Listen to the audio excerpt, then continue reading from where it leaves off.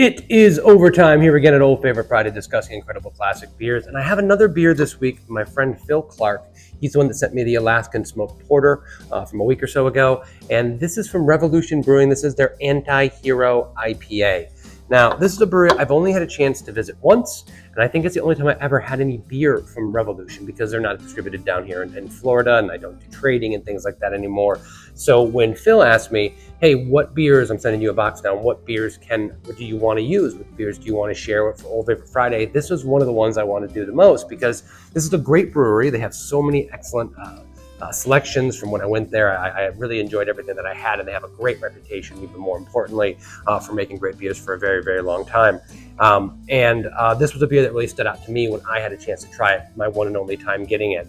Anti-Hero IPA is an old school IPA.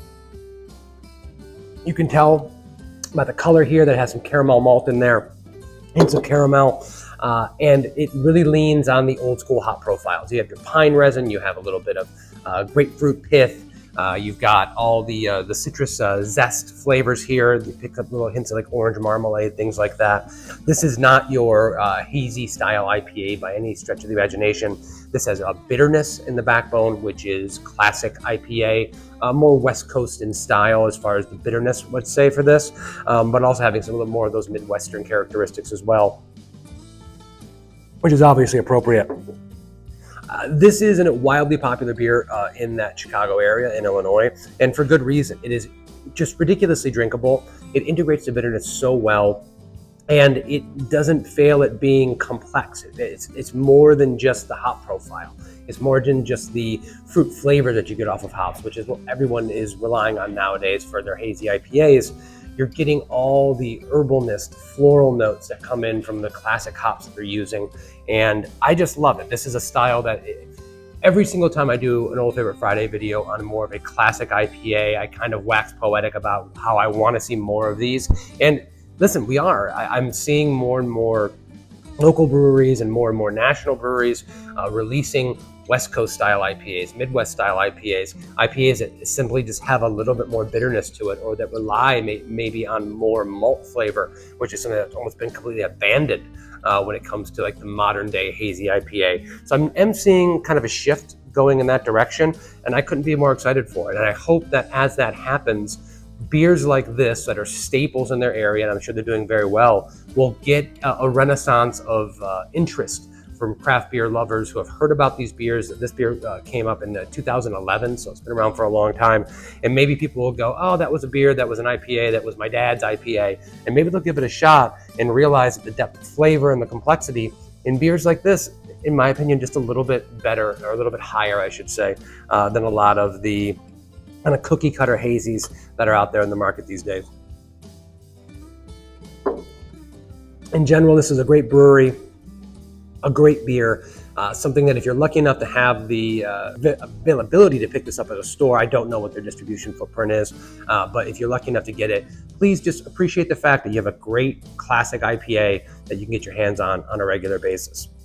Going with the food and beer pairings for this one, just leaning into the fact that this is from Chicago and Illinois, I'll go with the Chicago beef sandwich. I think that would go really, really well with this. I like the vinegar aspect of it. I like the jardiniere, the peppers. I think that the fattiness of the beef really balanced out by the bitterness of the beer. And there's enough malt character in this beer to go with a richer dish. That's another thing about IPAs when they have no malt character and when it's just a hop-forward flavor, whether it's tropical or even just straight old school West Coast hops, is that you don't have as much to play on when it comes to food pairings, because the malt is a big part of that and balancing out different flavors, adding caramel flavors to it. So I think that would go really well. If you're not in the mood for an Italian beef sandwich, you can't get a good one because you're not living in that area. Also, you can go with the chicken milanese, which I do with breaded chicken, fried chicken, very thin, with like an arugula salad with maybe some chopped tomato, some artichoke hearts, some mozzarella cheese, like a lemon vinaigrette. That would go really well too, because you have the herbal nature of the arugula, the peppery nature of that, really playing off the herbal flavors and hop aromas here.